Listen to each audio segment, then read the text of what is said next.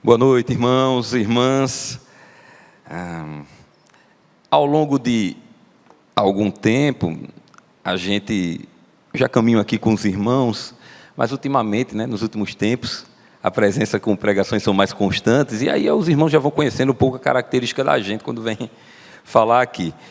E os irmãos sabem que uma das características que eu gosto muito de usar é geralmente a cena de um bom filme para ilustrar lições, verdades. E hoje a gente vai começar a reflexão da noite com isso. A gente vai assistir a cena de um filme, e provavelmente você já até assistiu esse filme, um filme chamado A Procura da Felicidade, um filme que eu gosto muito. Quem aqui já assistiu esse filme, A Procura da Felicidade? Muita gente já assistiu, já sabia disso. Esse filme ele conta a história do Chris Gardner, que é interpretado pelo Will Smith. Ele é um pai de família, para quem nunca assistiu, e ele enfrenta vários problemas financeiros. Ele é abandonado pela esposa, a esposa o deixa com um filho de 5 anos, o Christopher, que no caso é interpretado até pelo próprio filho do Will Smith na situação, e o Chris e o filho, o Christopher, eles são despejados muitas vezes, passam a dormir em abrigos. Um rapaz que tem estudo, tinha uma certa condição de educação, mas por conta das circunstâncias da vida, ele passou por essas necessidades. E o filme mostra ele mantendo a esperança de dias melhores. A cena que nós vamos ver é uma cena até um pouco difícil de ver, mas vamos vê-la. Pode saltar. Não é uma máquina do tempo.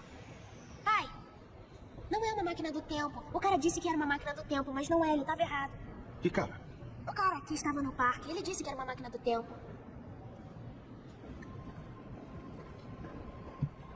É mesmo. Não é não. É sim. Não é não.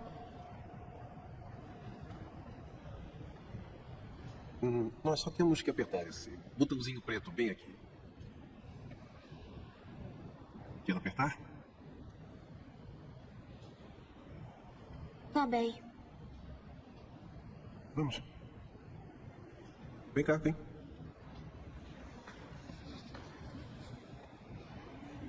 Aqui, ó. Espera aí. Por onde quer ir? Eu não sei, pode ser pra onde morávamos. Você tem que fechar os olhos. Fecha você, eu quero ver. Tudo bem, vem cá.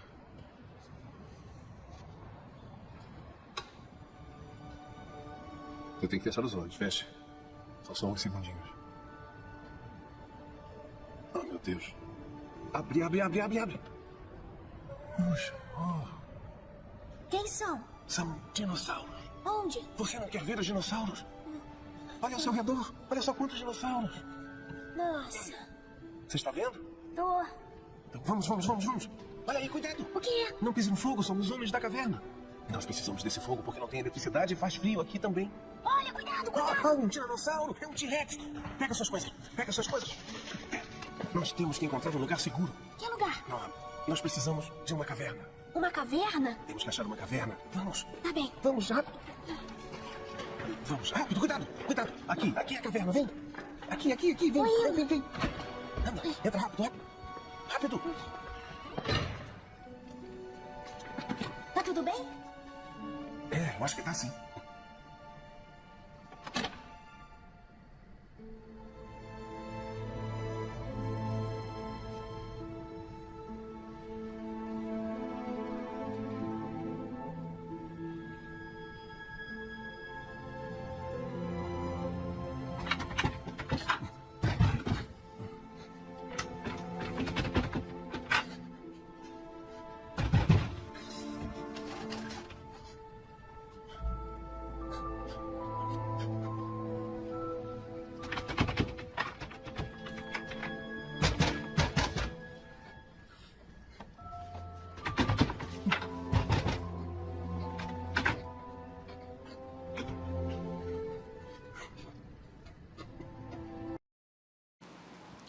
A cena fala por si só, irmãos? Eles tinham acabado de ser despejados ali, ele estava meio que desesperado, não sabia como ia fazer para explicar ao filho o que estava acontecendo. E aí, diante de uma brincadeira, a inocência da criança, ele leva para dentro do banheiro para poder ter onde dormir. E Irmãos, ele passa por muita humilhação. Quem assistiu esse filme aí, ele enfrenta uns desafios assim extremos mesmo. Mas ele deixa qualquer medo de lado ali naquela situação para poder proteger o filho dele. Por amor ao filho dele, ele passa por aquela situação de humilhação ali, para que o filho dele não passe medo. E quem assistiu esse filme sabe que durante o filme todo ele persevera muito por amor ao filho, mesmo diante de momentos de desespero. O amor, irmãos, que é o tema que a gente tem estudado ao longo desse mês, nas quartas-feiras, ele o impulsiona, esse personagem aí, a superar o medo. E tudo isso, na verdade, irmãos, agora no início, é mais que uma ilustração, apenas uma ilustração, na verdade, para dizer uma verdade que a própria palavra de Deus já nos diz. E essa verdade é o tema da nossa reflexão. No amor, não há medo. Mas é a primeira verdade que eu quero trazer para os irmãos hoje à noite, que no amor não há medo. E essa, irmãos, é uma afirmativa poderosa, transformadora mesmo.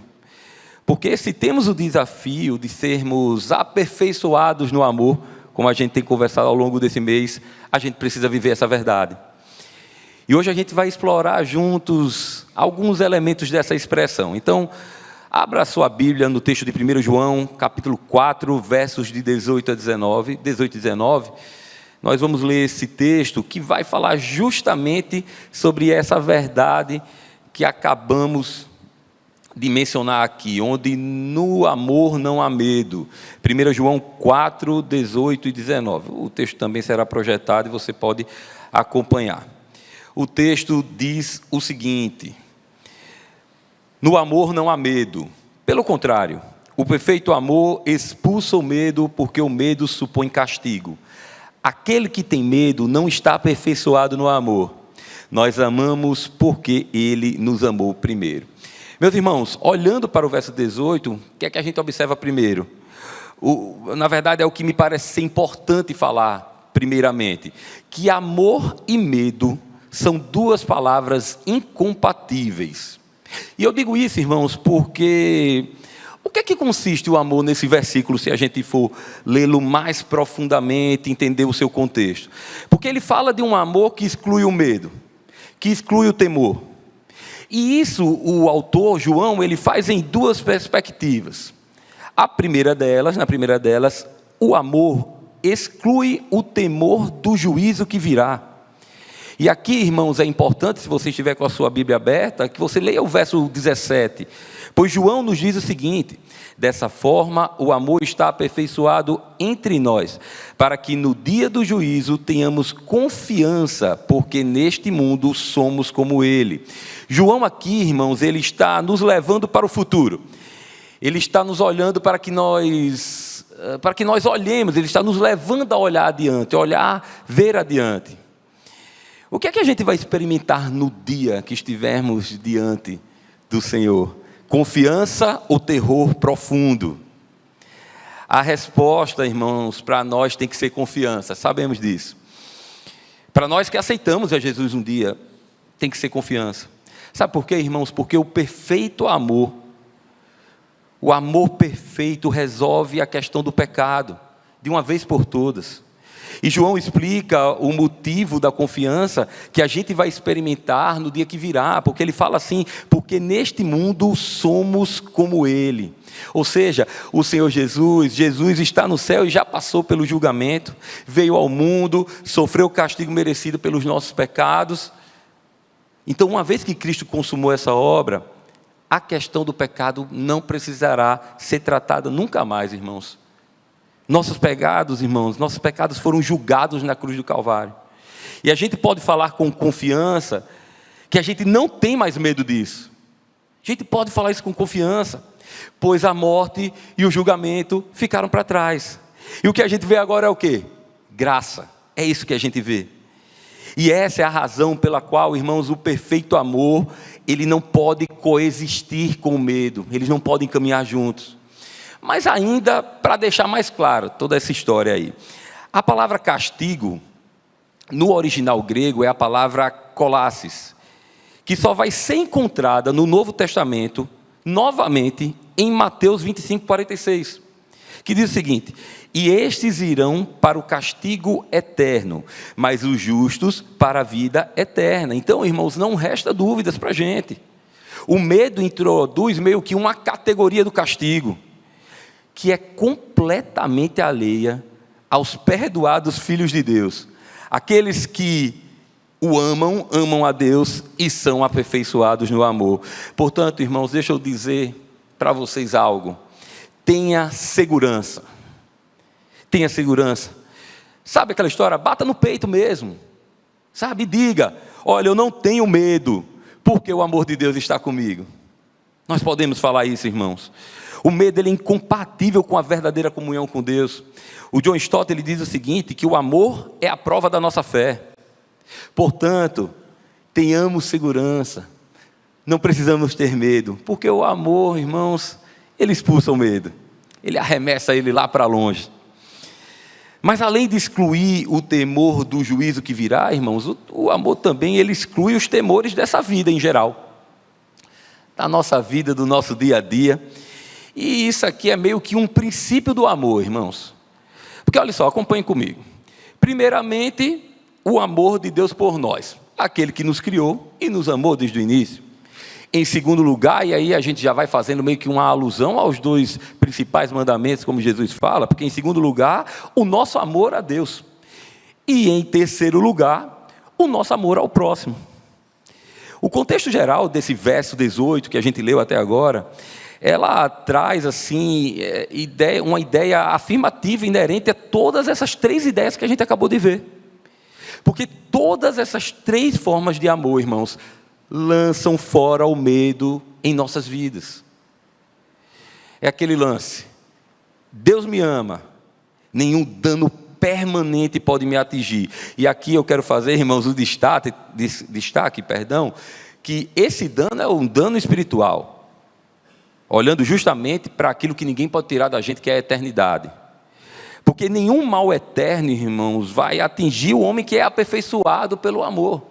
Agora, lógico, irmãos, que nós vamos viver retrocessos na nossa vida. Nós vamos errar, nós vamos cair, nós vamos levantar, nós vamos voltar atrás, nós vamos pedir perdão.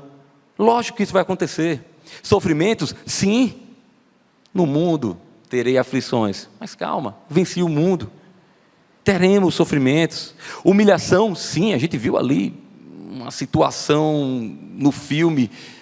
Quantos de nós não passamos por situações assim nas nossas vidas, irmãos? E até a própria morte física, sim. Mas quer que eu lhe diga uma coisa? Nenhum mal final vai nos atingir. Nada de julgamento eterno, quando estivermos aperfeiçoados no amor de Deus. E isso, irmãos, tem que realmente refletir, sabe o quê? A nossa relação com o próximo. A relação entre nós aqui. Isso tem que refletir entre nós. Por isso, uma outra verdade para essa noite. No amor há exemplo, irmãos. No amor há exemplo. Para chegarmos ao princípio de que devemos amar ao próximo, a gente viu que tudo isso acontece, irmãos, porque nós o amamos, porque Ele nos amou primeiro. Se a gente for voltar no Antigo Testamento, os 10 mandamentos exigiam o amor a Deus e o amor ao próximo, mas a lei, ela não era capaz de produzir por si só esse amor. Então, qual foi a maneira que Deus poderia obter o amor que a sua justiça exigia? Deus resolveu o problema ao enviar Jesus, seu Filho, para morrer por nós. E esse amor, meus irmãos, é um amor que impulsiona nosso coração a se aproximar de Jesus, a se aproximar do nosso Deus e se aproximar de todos nós, como irmãos em Cristo, em reciprocidade.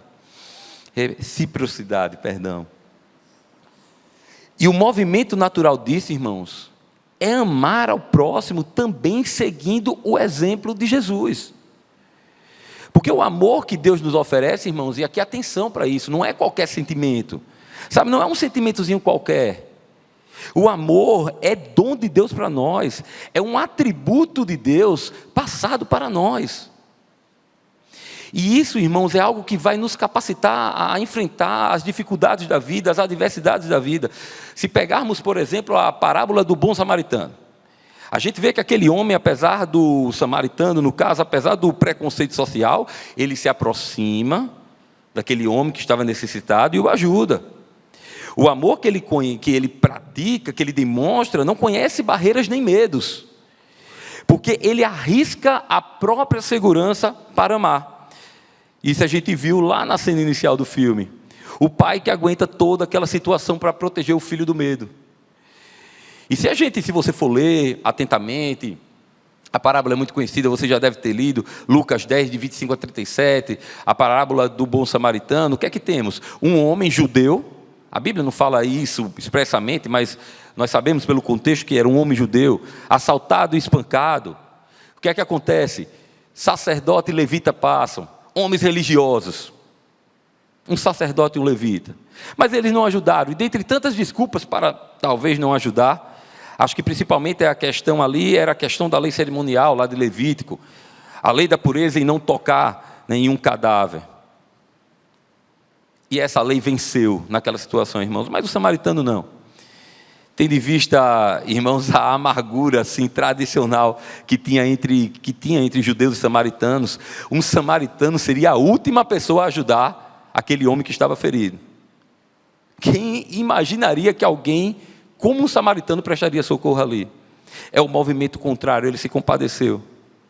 E ele vai e ajuda o próximo com amor. Inclusive, quando Jesus está contando essa parábola para um mestre da lei, ele fala, vai e faça isso. Porque o mestre da lei, naquela situação, ele esperava, na verdade, uma salvação pelas obras. E Jesus fala, peraí, meu amigo, não é isso. É o amor. Então, irmãos, a prática em agir com amor próximo faz muita diferença. Olha, mas faz muita diferença. Principalmente quando o assunto é medo. A gente poderia aqui usar alguns exemplos. A gente pode falar de muitas pessoas que superam traumas e medos por meio do amor e apoio de outras pessoas. Você pega veteranos de guerra, você já deve ter visto isso em algum momento. Muitas vezes, para eles enfrentarem os traumas, né, que são desenvolvidos através de um estresse pós-traumático de guerra, eles encontram meio que cura, paz, quando eles se reconectam com amigos, com familiares, grupos de apoio. Porque, irmãos, apoio emocional, suporte que vem com amor, ele nos ajuda a superar experiências traumáticas também.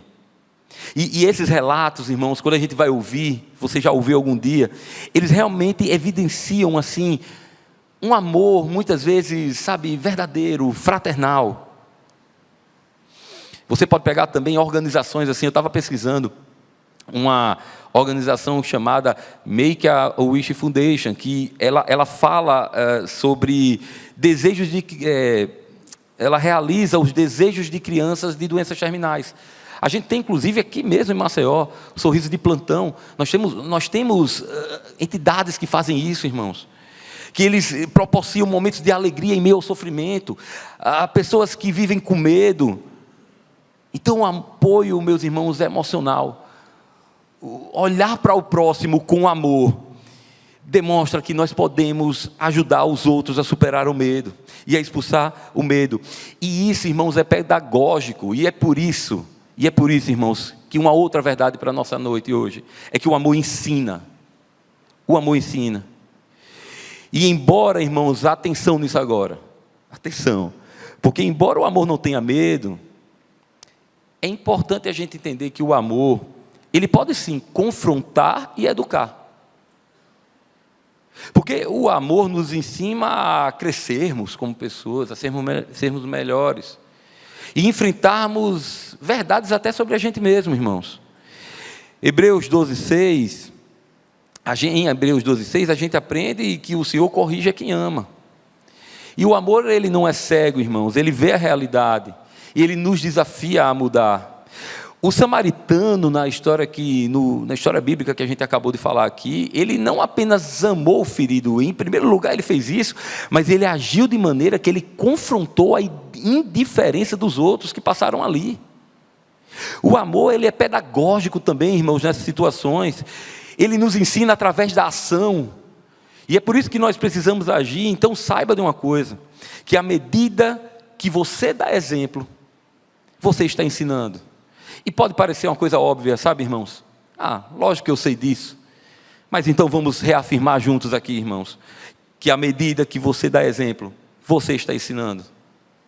E muitas vezes nessas horas, irmãos, nós aprendemos também. Nós aprendemos muitas coisas. Quantos de nós já não tivemos atitude de amor, irmãos?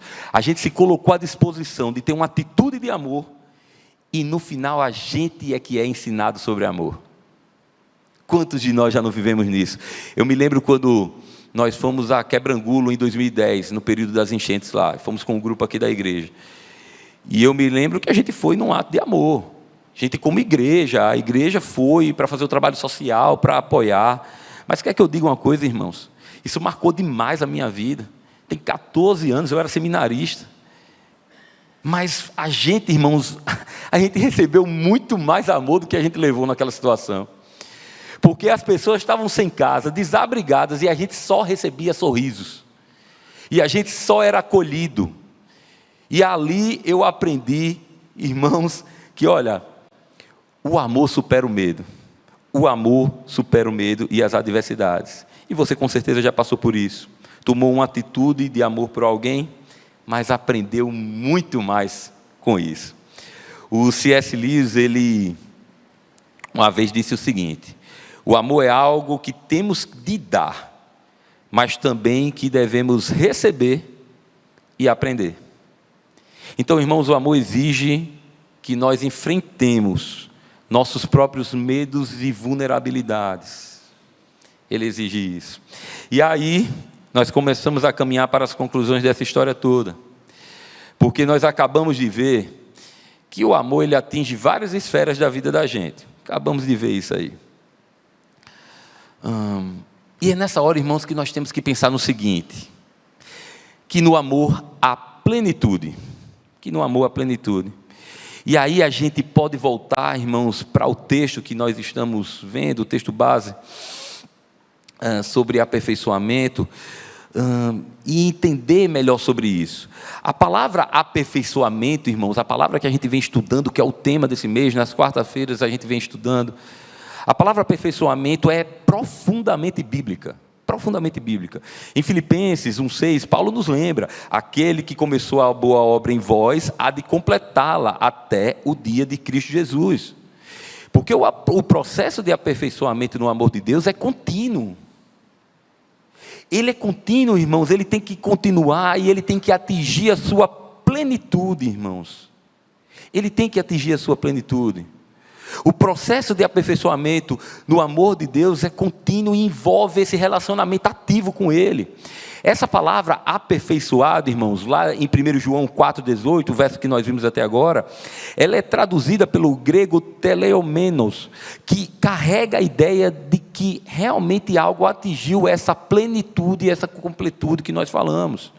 Então, irmãos, o tema do amor é central nessa primeira carta de João. Ela é central, é um tema central, o amor. O autor, João, enfatiza que o amor é uma característica essencial da natureza de Deus. Se você voltar a alguns versos, lá nos versículos 7 e 8 do capítulo 4 de 1 João, ele fala: amados, amemo-nos uns aos outros, pois o amor procede de Deus. Aquele que ama é nascido de Deus e conhece a Deus. Quem não ama não conhece a Deus, porque Deus é amor. Então, irmãos, o amor que é aperfeiçoado, aquele que reflete a totalidade e a pureza do amor divino, esse amor, meus irmãos, ele implica para a gente algo que precisamos fazer e agir em nossas vidas. O termo aperfeiçoado, no grego, como a gente viu, irmãos, lá no original, ele traz para a gente um estado de completude. E nós precisamos, irmãos, à medida que nós nos aprofundamos no nosso relacionamento com Deus e com os outros, nós precisamos viver essa verdade em plenitude, por completo.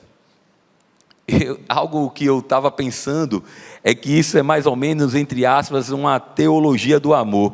E aí eu me lembro, né, pastor Vitor, que algumas viagens missionárias que a gente fez, tinham alguns que diziam que eram missionários do amor, lembra? Mas era porque iam para paquerar, viu, irmãos? Iam para paquerar. Inclusive tinha até o slogan, viu? Era Jesus te ama e eu também, hein? Lembra? A gente brincava muito com isso, mas não é isso aqui não, viu, irmãos? Vocês aí não é isso aí não, tá? Quando eu falo de uma teologia do amor, é o amor aperfeiçoado, irmãos. O amor aperfeiçoado é uma expressão do relacionamento de Deus e da humanidade.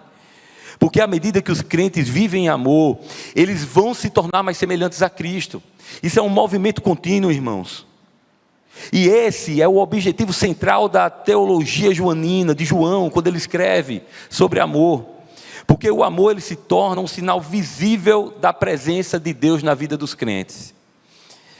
E a raiz desse aperfeiçoamento do amor, irmãos, vai ser demonstrado no nosso crescimento espiritual. A cada passo que a gente der de fé, a gente vai ser moldado e transformado por esse amor divino. Romanos 5,5, em Romanos 5,5 a gente lê o seguinte: a esperança não traz confusão, porque o amor de Deus está derramado em nossos corações pelo Espírito Santo que nos foi dado. E sabe qual é a conclusão dessa história toda, irmãos, que a gente viu? Ela está presente no verso seguinte, o verso 19 de 1 João 4. Nós amamos porque Ele nos amou primeiro. Como eu falei anteriormente, Deus ele nos amou desde a sua criação.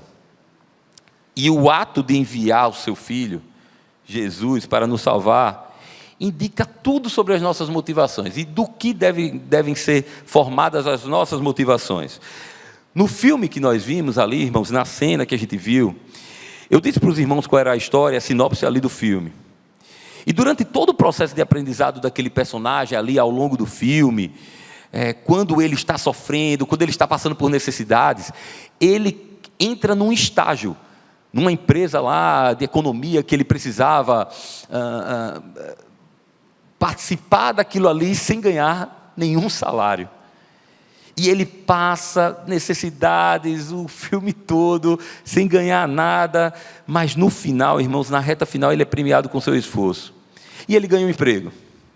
E nesse momento, há uma cena lindíssima, que ele recebe a notícia do emprego, emocionado.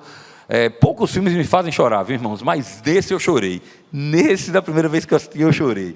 Essa cena ela é sensacional. E quando ele sai daquele prédio, ele se segura, né, aquele orgulho para não chorar ali na frente dos empresários que o dão a notícia. E quando ele vai para o meio da rua, que ele começa a chorar, a narração do filme, porque em toda parte do filme ele fala: essa parte da minha vida é necessidade, essa parte da minha vida é isso, essa parte da minha vida é aquilo. Mas nesse momento ele fala assim: e essa pequena parte da minha vida se chama felicidade. E aqui, irmãos, a particularidade dessa frase dita pelo Chris Gardner, esse personagem baseado numa história real, esse filme, é que você pode até pensar, e quem assistiu, que ela é direcionada apenas para aquele momento, sabe? É porque ele ganhou um emprego. Mas, irmãos, essa cena, para quem assistiu, uma das mais belas que eu assisti no cinema, ela está traduzindo ali todo o propósito de vida daquele personagem. Sabe, apresenta um momento de catarse daquele personagem ali. Todo o sentido da vida dele. Porque mais importante, irmãos, que dinheiro, que emprego, que vencer a disputa de uma vaga numa grande empresa, sabe o que era? Era prover o sustento para o filho dele. E ser um homem honrado numa atitude de amor para o filho dele. E muitas vezes, irmãos, atentem para isso. Atente para isso. Porque ainda é uma verdade muito grande nos nossos dias. Por muitas vezes, a busca pela felicidade nos nossos dias tem se resumido a momentos isolados. Sabe, de prazer, conquistas pessoais ou materiais. E não é novidade para a gente, irmãos, que a felicidade não está nisso. Mas ainda assim, irmãos, declarando muitas vezes com os lábios em canções, que ser feliz é estar em Cristo, a gente faz ao contrário muitas vezes. Mas Salmo 128:1 diz: como é feliz quem teme o Senhor, quem anda em seus caminhos. E esse termo caminhos aqui, irmãos, significa muito mais que ritos ou dogmas religiosos, porque ele aprofunda em nosso viver a busca pela nossa razão de viver. Então, quando eu assisto esse filme, irmãos, eu não enxergo apenas um homem que busca apenas ser bem-sucedido, mas sim um homem que tem uma missão de vida. Um homem que a missão de vida dele era amar o seu filho e prover uma vida melhor para o filho dele. Então deixa eu te dizer uma coisa, estar aperfeiçoado no amor, irmãos, é nossa missão de vida. É a minha missão de vida, é a sua missão de vida. O Rick Warren, ele fala o seguinte: ser bem-sucedido e cumprir o propósito para a sua vida são coisas absolutamente distintas. Você poderia alcançar seus objetivos pessoais, tornando-se um sucesso para os padrões do mundo, e ainda assim falhar em alcançar os propósitos para o qual Deus o criou. Quem viveu por um propósito e se entregou foi quem, irmãos? Foi quem? Jesus Cristo. E John Stott novamente disse: se a cruz não for o centro da nossa religião, a nossa religião não é a de Jesus. E o maior símbolo de amor, irmãos, que já existiu é a cruz. É a cruz de Cristo, do nosso Senhor. Portanto, irmãos, se a gente quiser ser alguém aperfeiçoado no amor, saiba que essa é a sua missão de vida. Saiba que essa é a nossa missão de vida. E nas últimas quarta-feiras, inclusive, falando sobre essa questão da cruz, a gente cantou agora há pouco, ser quebrantado pelo amor de Deus, que gentilmente Jesus nos atraiu através da cruz. A gente cantou isso hoje à noite. E se nas últimas quarta-feiras a gente se debruçou nesse tema, irmãos, foi para que a gente realmente mergulhe nessa verdade. Na primeira quarta-feira que falamos sobre isso, o pastor Roberto nos falou sobre amar os inimigos, um desafio muito grande. O pastor Jonathan, quando falou, ele falou que o amor, irmãos, ele vai ser uma resposta às questões da vida, e ele enfatizou para a gente que a gratidão é uma dessas respostas. O pastor Luiz Carlos, semana passada, nos trouxe o ensinamento do que é para a gente crescer, irmãos, a gente precisa deixar o pecado. Veja quantas lições através do aperfeiçoamento desse tema do amor nós não vivemos, irmãos. A gente aprendeu, a gente juntos conversamos aqui.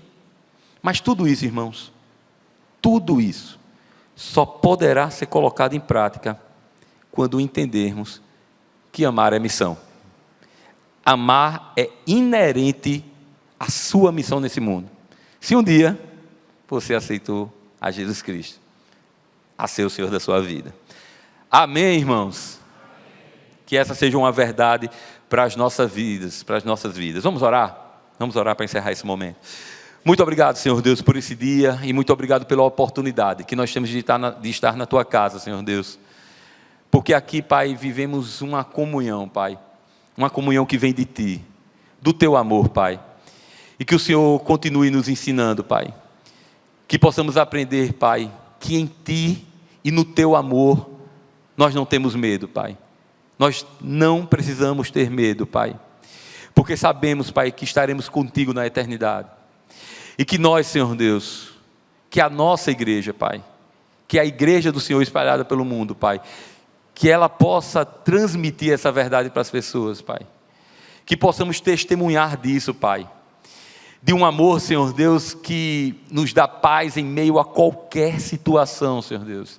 E que nós, Pai, sejamos aperfeiçoados no Teu amor, Pai. Muito obrigado, Pai, por tudo, em nome de Jesus. Amém, amém e amém.